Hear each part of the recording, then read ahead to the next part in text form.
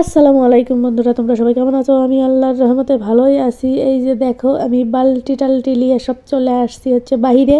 এখন তো তোমরা আমার যারা ভক্তবৃন্দ আছো তারা আবার কইবা যে কেন আপনি বালতি টালটি নিয়ে আবার বাইরে যাচ্ছেন কেন? আপনার তো মেশিন আছে, আপনি আবার হাতে কাপড় ধুতেছেন কেন? তাদের উদ্দেশ্যে বলতেছি, ভাইরে ভাই, খালি কি মেশিন থাকলে মেশিনে সব কাপড় ধোয়া লাগে? কিছু কাপড় তো হাতেও ধুতে হয়। মেশিন বলে কথা, সব তো আর মেশিনে কাজ করে না, তাই না?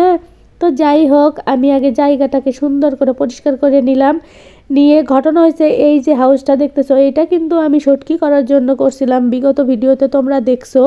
আর এখানে যে শুধু খালি মাছ কাটাকাটি করবো তা না, এখানে কিন্তু অনেক কাজই করা যায়। আমি বাসার ভিতরে বা ছাদে যতই এগুলো থাক, বাথরুমের ভিতর থাক, তারপরেও কিন্তু বাহিরে কাজ করার কিন্তু মজাই একটা আলাদা।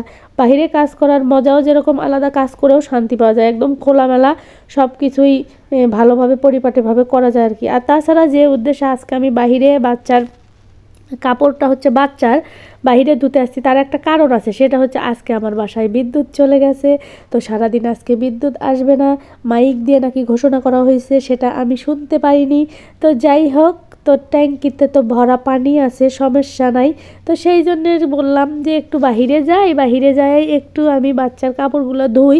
মোট কথা হয়েছে ভাইরে ভাই, যাদের ছোট পোলাপান আছে তারাই শুধু এর অশান্তিটা বোঝে, যে এরা কীভাবে বাবা মাকে জ্বালাতন করে।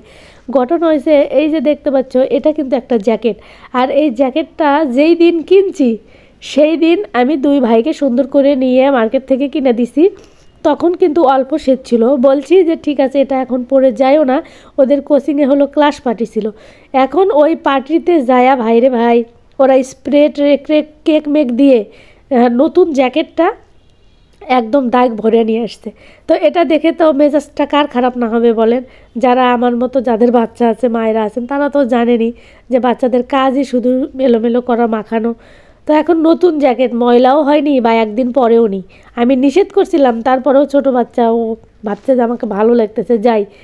তো অল্প অল্প ঠান্ডা ছিল, ও পড়ে গেছে, পড়ে যে আর আর এসে এখন আমাকে দেখে মানে আমতা আমতা করতেছে যে আম্মু আমার এটা নষ্ট হয়ে গেছে।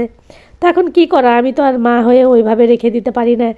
যদিও কিছুক্ষণ রাগ একটু ছিল, তারপরে আবার সাথে সাথে ভিজেইছিলাম যে যে কারেন্ট নাই তাতে কি হয়েছে, কারণ যে সাথে সাথে যদি এটা না ধুই তাহলে তো এই ময়লাটা সম্পূর্ণভাবে চলে যাবে না।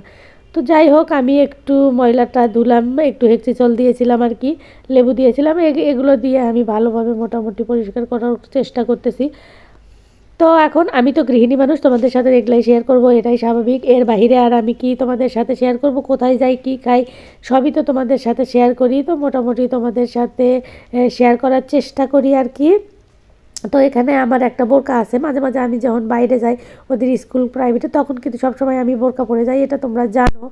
তো সেই জন্য দুটাই একবারে করছিলাম, ভিজাই রাখছিলাম আর কি। তো আমার মনে হয় দাগটা চলে গেছে। আর কাপড় চোপড়ের যদি কোনো দাগ লাগে, তোমরা হেক্সিচল ব্যবহার করতে পারো, সেক্ষেত্রে লেবু ব্যবহার করতে পারো বা ব্লিচিং ব্যবহার করতে পারো। এগুলো করলে হয় কি, কাপড়ের দাগটা উঠে যায় আর কি, কঠিন দাগটা উঠে যায় আর কি।